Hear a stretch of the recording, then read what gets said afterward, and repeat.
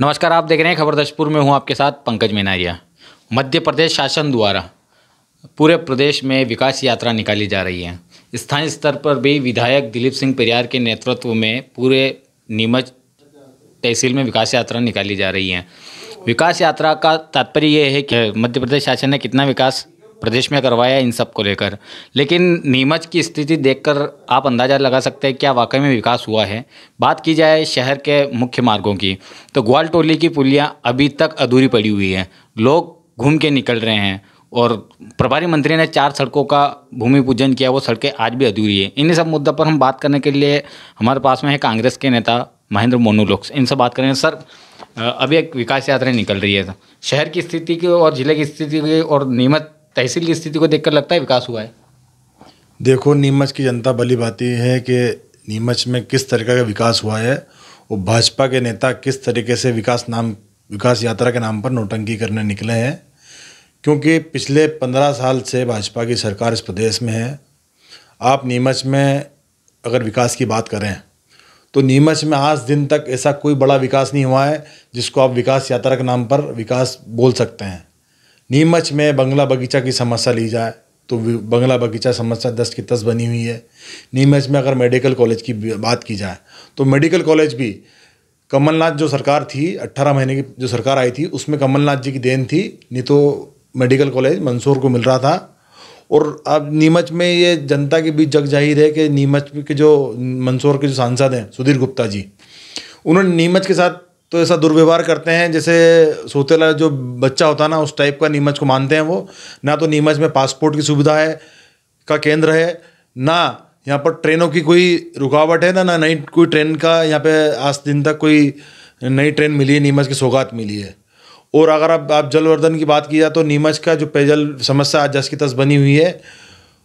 आज दिन तक चंबल डैम से पानी लाने की बात होती है कि नीमच में चंबल का पानी आएगा, मगर भाजपा की सरकार है 15 साल से, ना तो आज तक पेयजल की बात यहाँ 15 सालों में उनकी द्वारा कोई ऐसा मैनिफेस्टो बनाया गया है कि ऐसी कोई स्कीम नहीं बनाई गई कि आज तक नीमच में चंबल का पानी यहाँ नीमच तक पहुँच सके।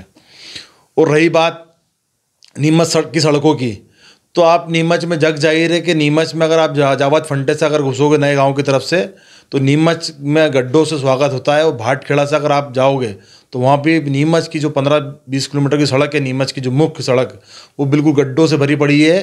तो विधायक जी से ये पूछना चाहता हूँ कि कौन सी विकास की बात कर रहे हैं आप? शहर की ग्वालटोली की पुलियाँ जो काफ़ी समय से लंबित पड़ी हुई है, अभी तक उसका निर्माण नहीं हुआ है और ठेकेदार को ब्लैक लिस्टेड किया जाता है। लोगों को काफ़ी परेशानी आ रही है आने जाने में। ये नीमच की जनता का दुर्भाग्य है कि जो आप ग्वालटोली की पुलिया की बात कर रहे हैं वो नीमच की एकमात्र पुलिया नहीं है। इससे पहले बस स्टैंड की भी पुलिया थी। नीमच की बहुत सारी पुलियाँ हैं। आप अगर रेलवे स्टेशन के अंडर ब्रिज की बात करें, ग्वालटोली ब्रिज की बात करें, ग्वालटोली में एक और पाटीदार छात्रावास के पास जो पुलिया थी उसकी बात करें, या बस स्टैंड पे जो पुलिया की बात करें, कोई पुलिया नीमच में 3-4 साल से पहले बन के कोई तैयार नहीं हुई है। और यहाँ के जनप्रतिनिधि विधायक हों या नगर पालिका अध्यक्ष हों, क्यों नहीं बोल पाते हैं, क्यों विधानसभा में आवाज़ नहीं उठा पाते हैं? क्योंकि केवल सीधा सीधा कमीशन खोरी का खेल है, अपने चहीतों को ओबलाइज करने का खेल है। इसलिए वो नीमच की जनता का जवाब नहीं दे पाते हैं। अगर जो गलत काम करता है, घटिया काम करता है, उसको आज दिन तक कोई ब्लैक लिस्ट के नाम पर किसी को ब्लैक लिस्ट नहीं करा है, तो ये अपने जेब भरने की बात करते हैं। और नीमच में डपली लेके निकल गए आज विकास यात्रा के नाम को लेकर। किस बात का विकास? नीमच शहर पूरा गंदा पड़ा हुआ है, किस बात की विकास की बात कर रहे हैं आप? मोनू जी, आप पिछली बार पार्षद रह चुके हैं, इस बार पार्षद प्रतिनिधि हैं, आप किस तरह उठाएंगे इस मामले को?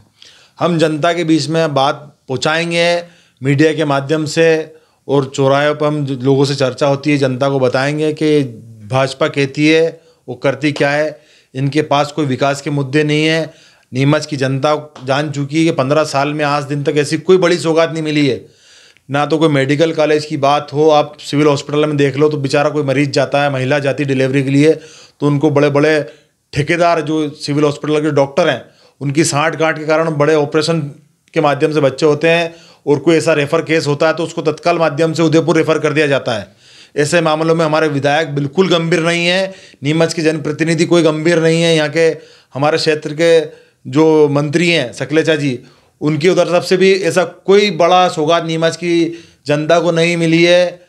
तो नीमच की जनता समझ चुकी है कि ये केवल झूठी वाहवाही लूट कर। आपको नहीं लगता है कि काफ़ी विकास पेंडिंग पड़ा हुआ अभी शहर में, भले नीमच तहसील में ले लो, लेकिन कांग्रेस इन मुद्दे को भुना नहीं पा रही है? क्या कांग्रेस इस मुद्दे से पीछे हट रही है? हाँ, कहीं ना कहीं हमारा संगठन से बात हमने कई बार करी है कि क्योंकि भाजपा केवल जोर से बोलो झूठ बोलो वाली नीति अपनाती है।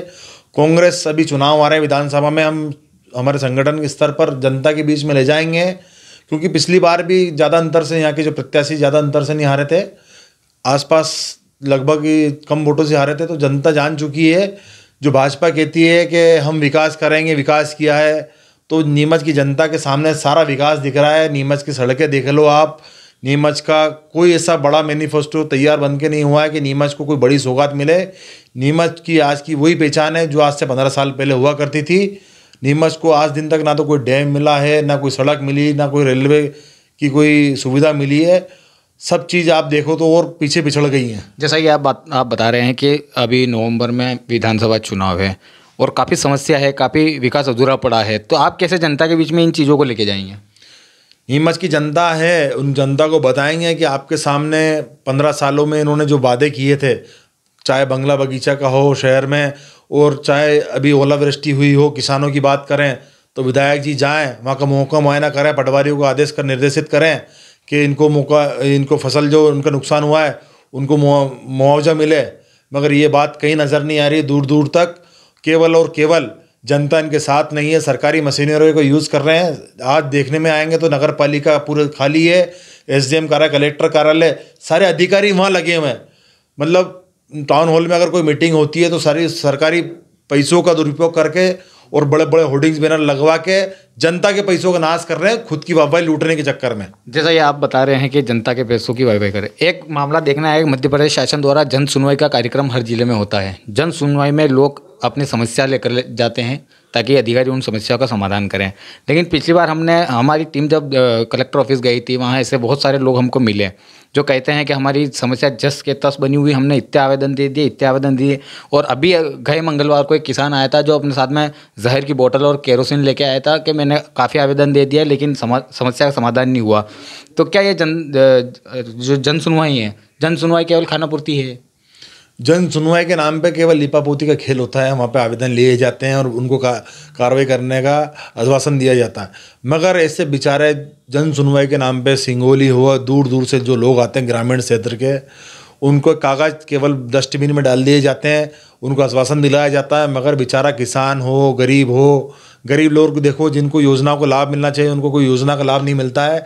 केवल भाजपा के जो लोग हैं उनके चहीते लोगों को लाभ मिलता है और कागजों में खानापूर्ति हो जाती है और उनके अपने अपने चहीतों को लाभ दिला दिया जाता है कोई भी सरकारी स्कीमों का। और रही बात तो किसान जो आत्महत्या करने आया था, मुझे भी पेपर पढ़ा था, न्यूज़पेपर के माध्यम से पता चला था, तो इस मामले को भी शासन प्रशासन दबाने में लगा हुआ है। और आप देखने में आया कि अभी सिंगोली में भी पेपरों के माध्यम से पता चला कि वहाँ पे बेचारे लोगों के कई सालों से खेत हाँक रहे थे, वहाँ पे सरकारी मशीनरी जाती है और वहाँ उनको उजाड़ देती है। तो भाजपा अभी उजाड़ने का काम कर रही है। उनको चुनाव में पैसा कहाँ से चाहिए, किसको चमका जा सकता है, ये काम भाजपा का अब रह गया है। क्योंकि आप अगर कई बात करें तो आप टोल की मामले की बात करें, नए गांव बिदर की, तो वहाँ पे आपको जनता जग जाहिर है वहाँ पे किस तरीके से टोल में अवैध वसूली होती है और वहाँ के नीमच के जो नेता हैं सबकी जेब गर्म होती है। तो नीमच की जनता जान चुकी है कि यहाँ पर कोई विकास नहीं है। हमारे जो विधायक जी अच्छे बड़े कपड़े पहन के निकलते हैं, जनता से कोसों दूर हैं। और जो नगर पालिका अध्यक्ष भी बनी है, वो नगर पालिका अध्यक्ष चुनी हुई नहीं है, वो खरीदी हुई अध्यक्ष हैं, क्योंकि वो पार्षद है नगर पालिका के अपने CRPF वार्ड से। उनके वार्ड से तो कोई मतलब नहीं। नीमच की जनता का आज तक बेखबर है। नीमच की जनता परेशान है, अपने आप को ठगा हुआ सा महसूस कर रही है, क्योंकि नीमच की जनता को ऐसा लग ही नहीं रहा है कि कोई नगर अध्यक्ष चुनकर आया है और नगर का विकास होगा। तो नगर पालिका अध्यक्ष और विधायक और जो उनके छोटे भैया जो छोटे छोटे नेता हैं, वो भाजपा का झंडा लेके गली गली में चिल्ला चोट कर रहे हैं। और अगर विकास किया है तो विकास बताएं, ताकि जनता को पता चल सके कि आपने वास्तव में जनता का भला करा है। ये थे हमारे पास साथ में कांग्रेस नेता महेंद्र मोनोलोक्स, जिन्होंने कई गंभीर आरोप भारतीय जनता पार्टी की विकास यात्रा पर लगाए हैं। खबर दशपुर के लिए ललित नागदा के साथ पंकज मेनारिया।